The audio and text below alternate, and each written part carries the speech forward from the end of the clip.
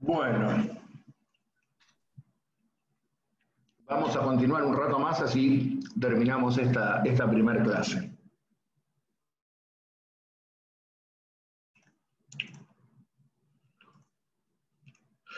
Lo que les venía diciendo es que, además de las ideas de la Ilustración, lo que confluyó como plexo ideológico a la hora de llevar a cabo la revolución fue precisamente el legado ideológico dejado en las universidades jesuíticas, y entre ellas precisamente la doctrina del origen de la monarquía y de la autoridad civil, elaborada precisamente por Fray Francisco de Juárez. ¿Y por qué es importante esto? En primer lugar, porque nos da cuenta de una concepción de la monarquía distinta a la que impusieron los Borbones. Y en segundo lugar, porque precisamente sería esta doctrina acerca del origen de la monarquía y de la autoridad civil la que esgrimiría los patriotas de Mayo para justificar el autogobierno. En este sentido, vuelvo a reiterar, la teoría del suarecismo, o esta teoría de la escolástica tardía elaborada por Suárez, reitero, ponía al pueblo como titular de la soberanía y al pueblo delegando el ejercicio de esa soberanía en el monarca. Como todo poder por delegación, del mismo modo que uno delega el ejercicio de ese poder, también puede abocarse el ejercicio de ese poder.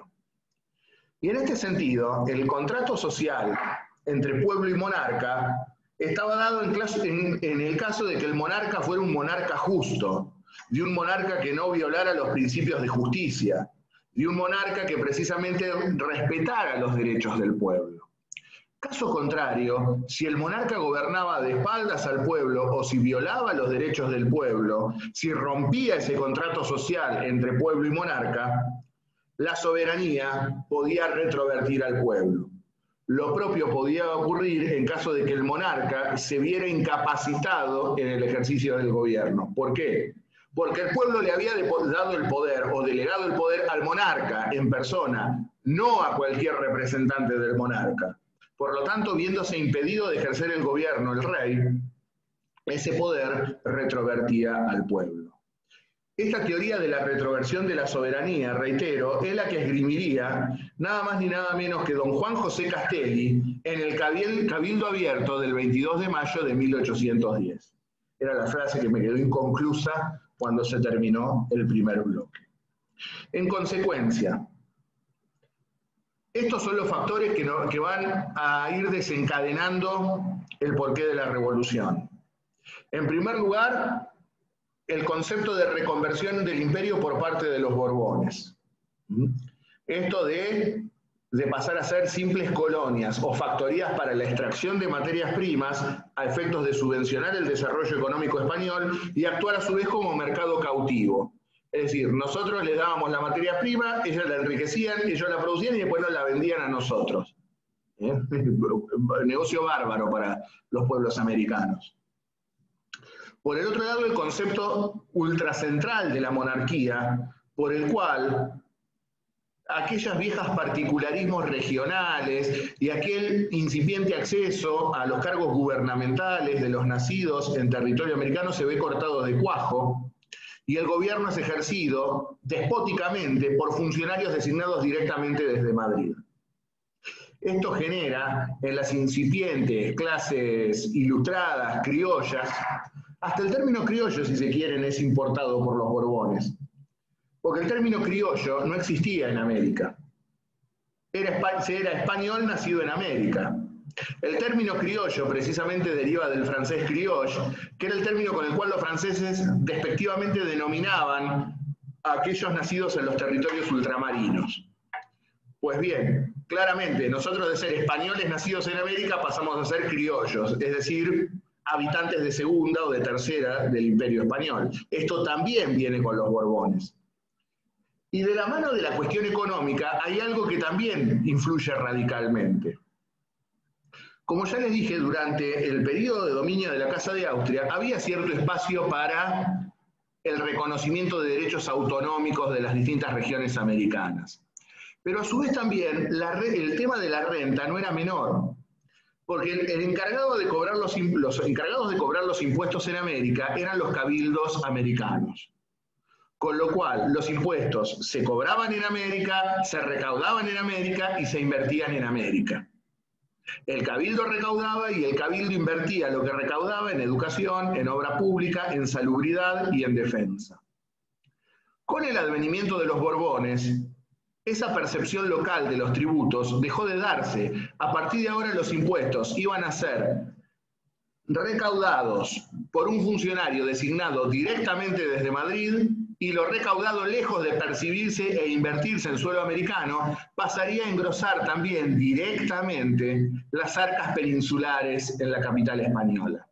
Con lo cual, nos hunden económicamente, nos vedan el acceso a los cargos gubernamentales, nos tratan como ciudadanos de segunda, nos cobran impuestos para subvencionarlos a ellos mismos y no se ve el producido del impuesto en América. Esto es lo que comienza a generar las tensiones que harán eclosión en la Revolución de Mayo. Esto en cuanto a la relación entonces entre las Indias y España. Y por otro lado el plexo ideológico, hemos visto, confluyen así algunas facetas liberales de la Ilustración y la tradición foral española, la tradición jurídica española, que es la que actuará como cobertura para justificar el autogobierno en 1810.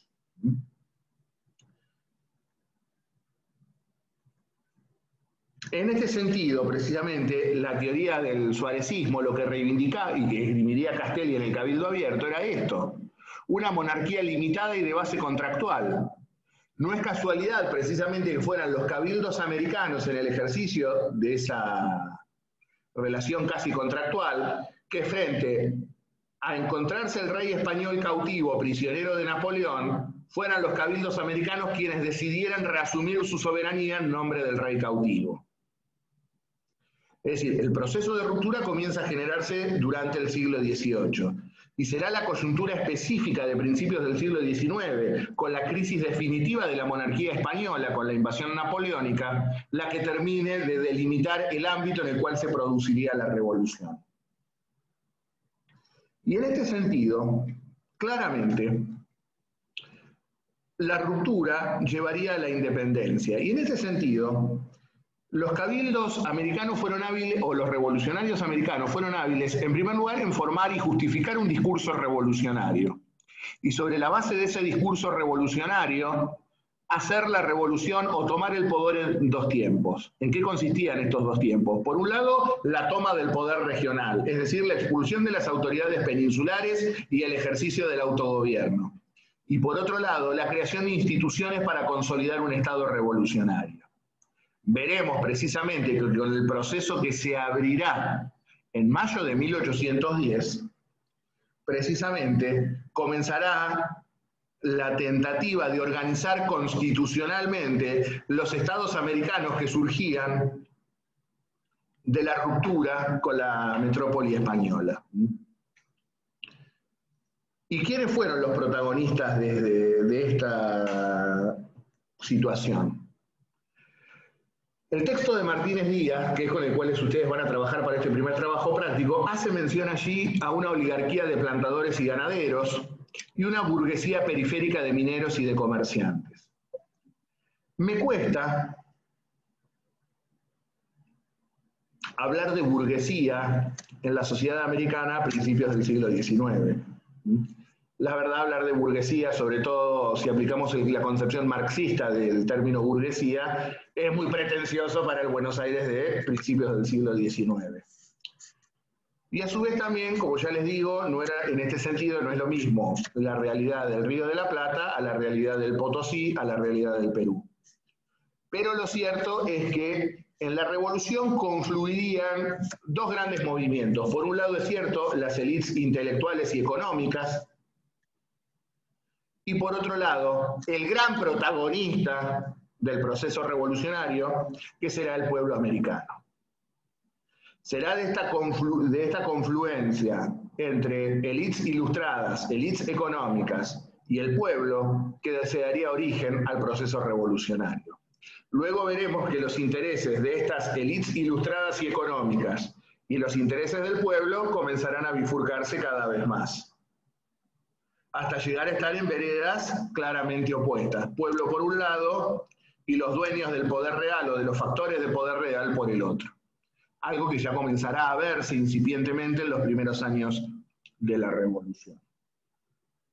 En efecto, no será casualidad que don Cornelio Saavedra, precisamente, en las jornadas de mayo de 1810, lo dijera con todas las letras, que no quede ningún tipo de duda que es el pueblo quien confiere toda autoridad o mando. Y este proceso que se abre aquí será el que marque la primera década del siglo XIX. Precisamente, esta primera década del siglo XIX, que explotará en las jornadas de mayo de 1810, acumuló precisamente esto, tensiones entre americanos y autoridades metropolitanas, y a su vez confluye el fermento ideológico producto de la Revolución Americana.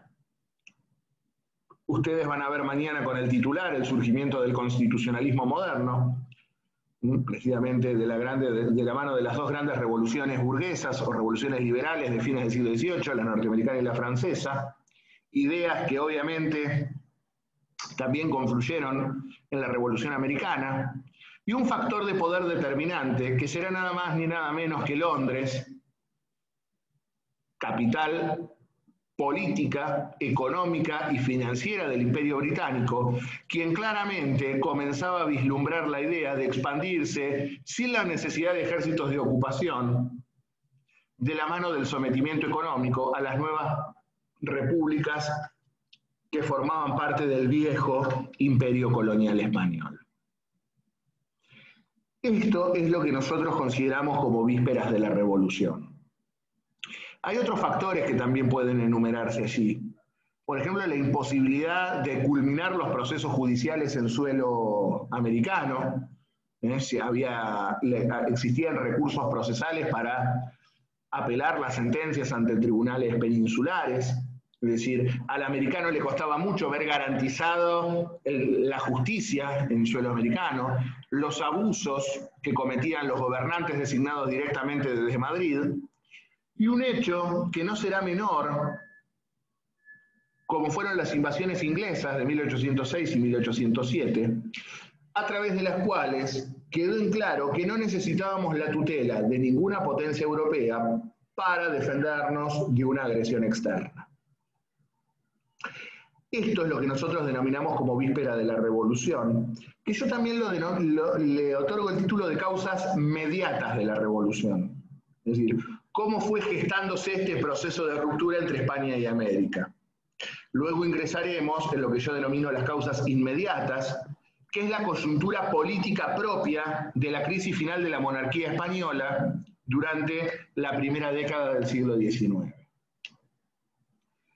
Estos temas que yo acabo de desarrollar son precisamente los que ustedes tienen que leer en este texto de Nelson Martínez Díaz y los que le van a servir de base al primer trabajo práctico. No sé si tienen alguna pregunta para hacerme con respecto a esto. Obviamente vinieron pelados a la clase sin ninguna lectura previa y en menos de 40 minutos resumí 300 años de historia prácticamente. Pero obviamente van a seguir las dudas. Muy claros los conceptos, profe. ¿Cómo? Muy claros los conceptos. Muchas gracias. ¿Alguna duda? No, profe, por mi parte no. Bien. Por mi parte tampoco. Bien. Entonces vamos a seguir un poquito para adelantar. Nos quedan aproximadamente 20 minutos más o menos. Ya meternos en la coyuntura histórica propiamente dicha, de la cual hemos venido adelantando algunas cuestiones. Yo les dije, estas son las causas mediatas de la revolución, la víspera de la revolución. Ahora tenemos que adentrarnos en el proceso revolucionario propiamente dicho. Y en este sentido, ¿qué es lo que tenemos que ver? La crisis final de la monarquía española en la primera década del siglo XIX. ¿Qué es lo que ocurre en la España de la primera década del siglo XIX? ¿Alguien tiene alguna idea? ¿Se acuerdan algo?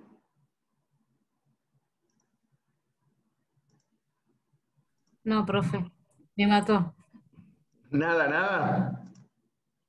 Profe, tengo 40 años, ya no me acuerdo nada. No, sí, yo también hace un rato largo terminé el secundario.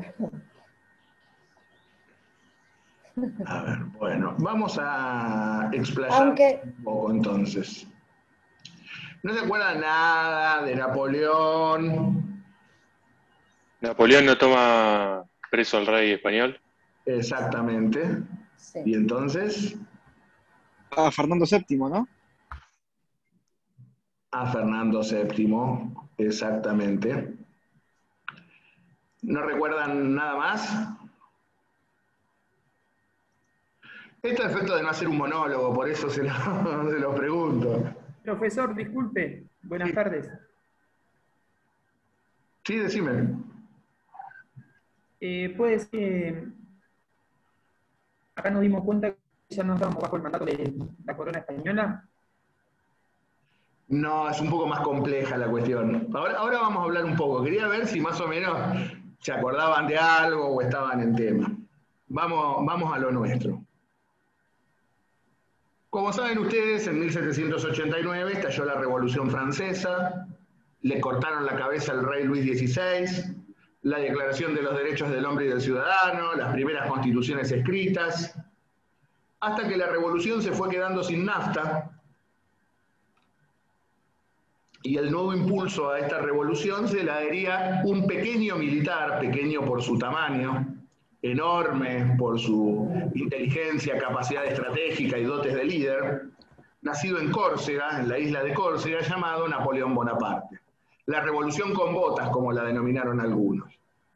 Y Napoleón, luego de salvarle las papas a la revolución en la campaña militar italiana, de vencer a los austríacos en Italia, luego de haber emprendido la campaña de Egipto, claramente se convirtió en el principal político francés, formando parte del consulado, siendo designado cónsul vitalicio, hasta que directamente en 1804 se convirtió en emperador de los franceses. Napoleón en 1804 es coronado emperador de Francia.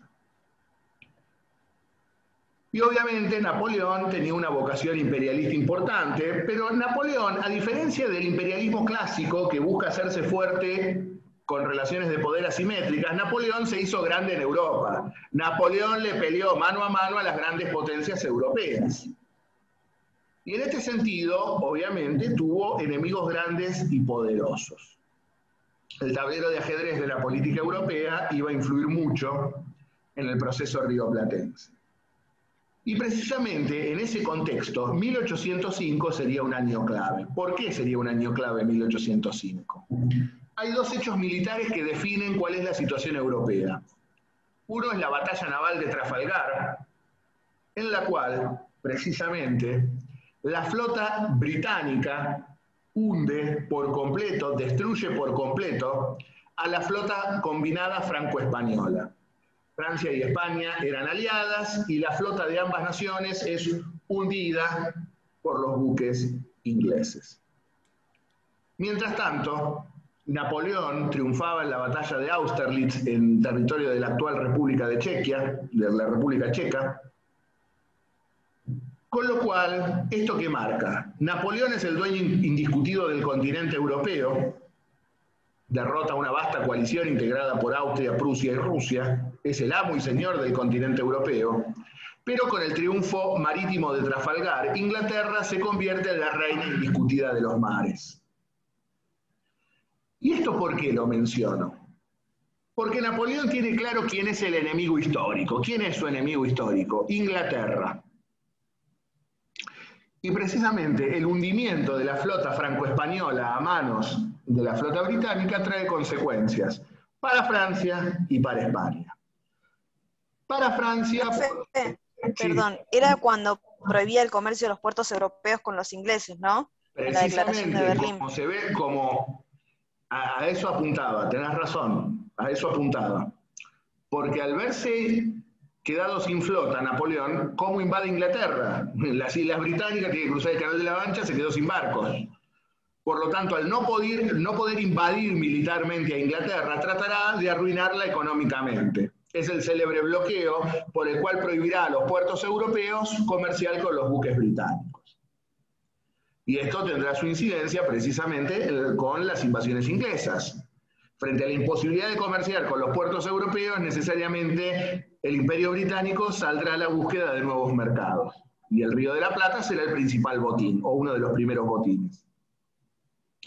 Ahora también, lo cierto es que, vuelvo a reiterar, se hunde la flota francesa, pero también la española. Y al verse hundida la flota española, quedan rotas las comunicaciones entre América y España. Y a su vez queda también toda América a merced de cualquier ataque inglés, sin la posibilidad de los españoles de mandar refuerzos, hombres, buques, armas o lo que fuese necesario para defender el territorio. Es decir, que si se venía una invasión extranjera, España no tenía cómo defender su territorio. Nos íbamos a tener que defender con lo que tuviéramos. Y lo hicimos. Lo haríamos en aquellas heroicas jornadas de 1806 y de 1807. Como cuenta la leyenda, tirándoles aceite hirviendo desde las azoteas de las casas porteñas. Por lo tanto, entonces, estas dos batallas tuvieron su proyección. Y como les digo, hace un momento, frente a la imposibilidad de Napoleón de atacar militarmente Inglaterra, decide hundirla económicamente. Claramente Francia además estaba en pleno proceso de crecimiento industrial. La revolución industrial que ya había hecho Gran Bretaña prácticamente 20 años antes, Francia estaba en pleno proceso de sustanciarla y por lo tanto necesitaba una política proteccionista a efectos de subvencionar su propia revolución industrial, imposibilitada todavía de competir mano a mano con los productos británicos. Por lo tanto, Napoleón emitirá la célebre Declaración de Berlín, por la cual prohíbe a todos los puertos europeos comerciar con buques ingleses. Esto conlleva, reitero, a que Inglaterra busque nuevos mercados. Y en ese contexto, a fines de 1805, atacan el actual territorio de Sudáfrica, lo que hoy es la capital sudafricana, Ciudad del Cabo, el Cabo como se lo denominaba en aquel momento, en virtud de que allí se halla el Cabo de la Buena Esperanza, precisamente el hito geográfico que divide el Atlántico del Índico. En ese momento, el Cabo estaba en manos holandesas, o neerlandesas, mejor dicho, ya no podemos hablar más de Holanda, en virtud de una ley que ha dictado el Parlamento de los Países Bajos hace poco. Lo cierto que en ese momento Holanda o los Países Bajos eran aliados de Francia, y no es casualidad que los ingleses ataquen allí directamente. Y una vez que los ingleses toman posesión del Cabo, allí en Sudáfrica, los comandantes de la expedición militar británica, el comodoro Heinrich Popham y el general William Carr Beresford, deciden, por cuenta propia, sin orden de la corona, llevar a cabo una acción militar sobre el Río de la Plata. Reitero, se mandaron por su cuenta, no tenían orden expresa, ni del gobierno británico ni de la corona británica de atacar el Río de la Plata. Pero frente al éxito de la campaña sudafricana, deciden atacar también el Río de la Plata. Disculpen un momento que me estoy quedando sin batería.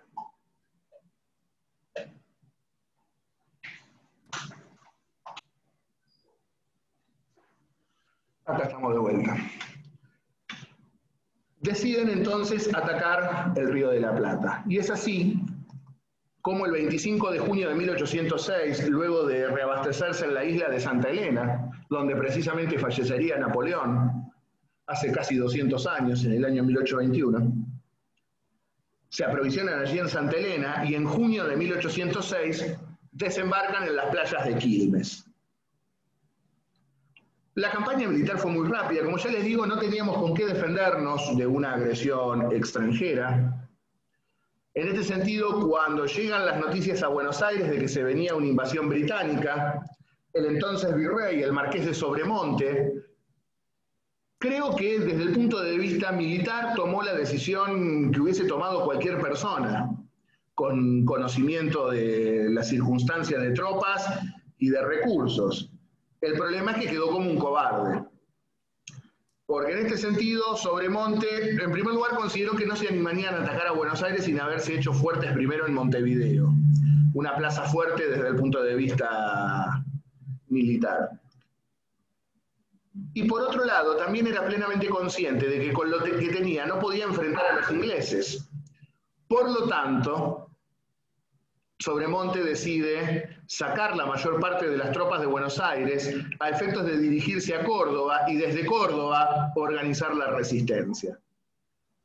El problema será que precisamente los grandes protagonistas de las jornadas de 1806 serán las milicias urbanas de Buenos Aires, serán las milicias populares de Buenos Aires, es decir, el pueblo alzado en armas, junto a algunos comandantes, quienes expulsarán al invasor inglés. No es casualidad precisamente que fueran las milicias populares al mando del capitán de navío Santiago de Liniers quienes reconquisten la capital y los ingleses se rindieran el 12 de septiembre. En este sentido, tenemos que diferenciar lo que es el ejército regular o el ejército de línea de las milicias.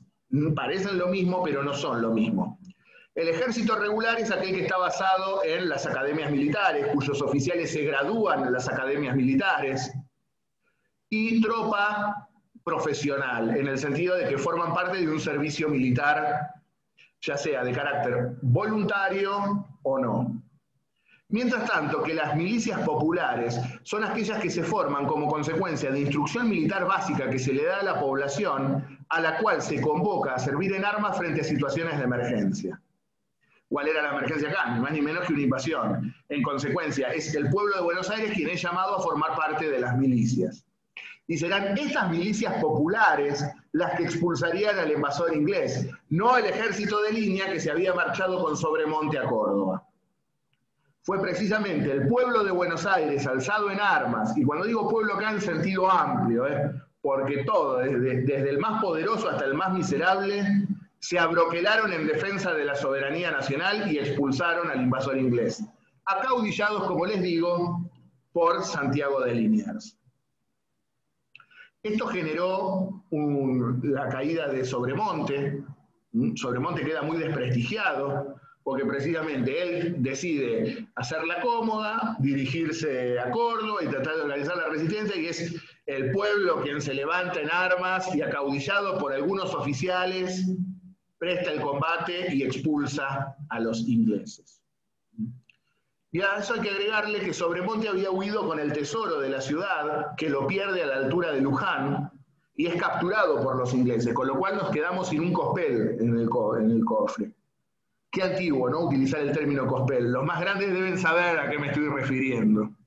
Cospel era la monedita que usábamos para los teléfonos públicos en los 80 y principios de los 90.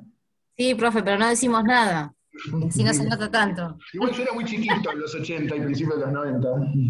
Yo también, y sí, tenía unos añitos ya.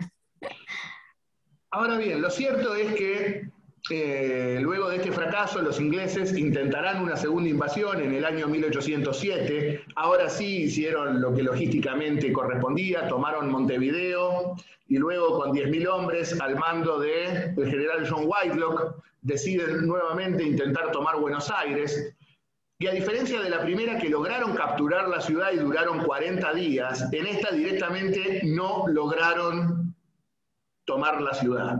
En efecto, un cabildo abierto le entregó al capitán de navío Santiago de Liniers la defensa de la ciudad, y el 7 de julio de 1807 esta segunda invasión es expulsada. Profe, esta segunda invasión sí ya había sido apoyada por la corona, a diferencia de la primera, ¿no? Exactamente, sí. Porque como la primera expedición o la primera invasión, si bien fue sin apoyo de la corona, cuando capturaron el tesoro y lo mandaron a Londres, el tesoro que capturaron acá fue paseado triunfalmente por las calles de Londres. O sea, en la victoria se hicieron cargo, después nosotros no dimos la orden, como pasa siempre. Las Exactamente. victorias tienen muchos padres, las victorias tienen pocos padres, las derrotas muchos.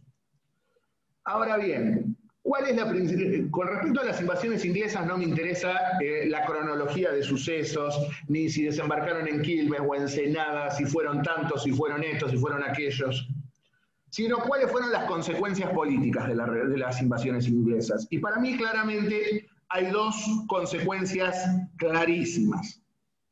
Por un lado, la toma de conciencia por parte de la sociedad criolla que podíamos defendernos sin la necesidad de la tutela española o de alguna potencia.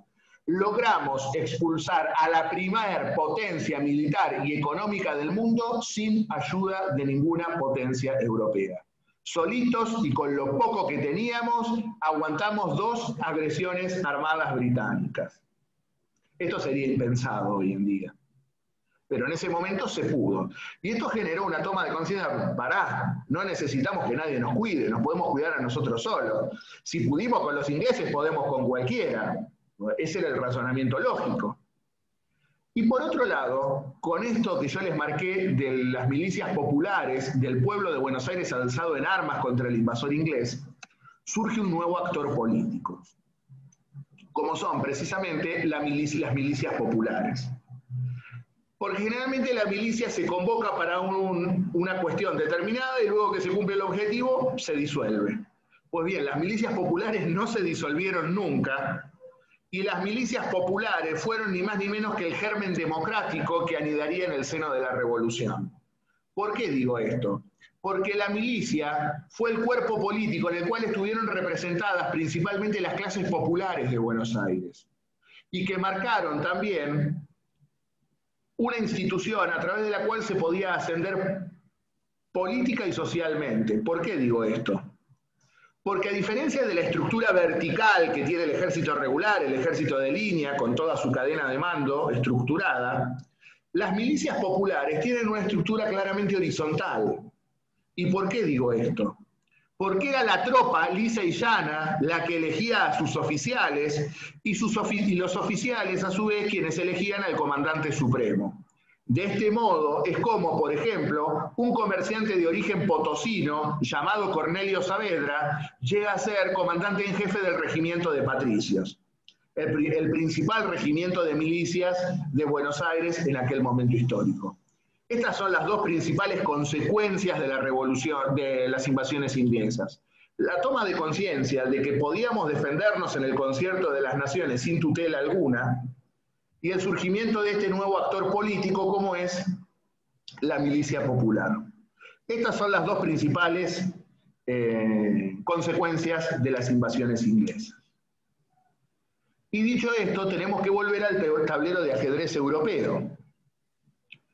Porque como bien me apuntaron hace un ratito, y lo desarrollamos brevemente, Napoleón, reitero, había cerrado los puertos europeos a los buques británicos, ¿verdad? Pero no todas las naciones europeas acatarían la prohibición napoleónica. Hubo 2 naciones que no acataron, una muy poderosa y otra que prácticamente ya a esa altura del partido era una potencia de 4º, 5º orden. Pero precisamente estas 2 naciones que no acataron la prohibición napoleónica fueron las que llevaron, si se quieren, o iniciaron el proceso de caída napoleónica. Una de las que no acató fue la Rusia del zar Alejandro I. Ya sabemos cómo terminó la campaña de Rusia posteriormente para Napoleón. Y la otra nación, que como yo les digo a esta altura del partido era un país de 4º, 5º orden, que era Portugal. Portugal, quien claramente ya era un país satélite de Inglaterra. Portugal, como potencia europea, estaba completamente atada de pies y manos a la política exterior británica. Y en este sentido, claramente, Napoleón decide invadir Portugal. Ahora piensen ustedes, Napoleón no tenía flota. Por lo tanto, por mar no puede llegar a Portugal. Y por vía terrestre, entre Francia y Portugal, ¿qué tenemos? Tiene que pasar por España. Exactamente, tiene que atravesar suelo español. En el año 1807, precisamente, Napoleón firmará un tratado con el primer ministro español, el conde Manuel de Godoy, el Tratado de Fontainebleau, por el cual el reino español permite el acceso de las tropas españolas a suelo, perdón, de las tropas francesas a suelo español para atacar Portugal. La idea era que los franceses entrasen en Portugal y dividir Portugal en tres partes. Una para Napoleón, otra para España, y Godoy, que era el que había negociado el tratado, se quedaba con un pedazo de Portugal también. Godoy iba a terminar muy mal. Lo cierto entonces que en 1808 se inicia, en consecuencia, la invasión napoleónica a España. Fíjense, ahí tienen el mapa de la península ibérica. No se entiende mucho la campaña, pero para que se ilustren. Y por otro lado, me están cargando mis ayudantes por cómo pronunciar Fontainebleau. No sé hablar francés, claramente. Y aquí está cómo estaba conformada el territorio europeo en plenas guerras napoleónicas. Como les digo, en 1808 entonces se produce entonces la invasión napoleónica a España. El objetivo primordial, como ya les dije, era invadir Portugal. Pero el problema es que los franceses no solamente fueron a Portugal, sino que a medida que iban avanzando por el territorio español, lo iban ocupando militarmente. Y esto genera tensiones en muchos sectores económicos, políticos y populares de España. Carlos IV, el rey español, no tiene mejor idea. No, las tropas de mi amigo el emperador de los franceses pasean amistosamente por mi territorio. La verdad, los franceses no paseaban amistosamente por el territorio español porque cada ciudad que tomaban saqueaban, robaban, mataban, violaban, no se olvidaban ningún artículo del Código Penal con cada ciudad que invadían. Con lo cual, entonces, esta invasión napoleónica va a generar la crisis final de la monarquía española y producto de esta crisis de la monarquía española es que va a repercutir de tal modo en el Río de la Plata que estallará la Revolución de Mayo de 1810. Vamos a dejar acá por hoy para retomar acá el miércoles que viene. Ya me están avisando acá mis ayudantes que subieron un instructivo para cómo tienen que entregar los trabajos prácticos o cómo es el proceso para cargar en el Classroom los trabajos prácticos. Así que los pueden ver tranquilamente de ahí. Y cualquier duda que surja, ya sea en cuanto a la forma, cómo entregarlo, o de contenido, o algo que no entiendan, ya sea de la clase, del trabajo, lo que sea, nos consultan a cualquiera de nosotros por cualquiera de todas las vías disponibles, ya sea por mail, por el Classroom o por las cátedras virtuales.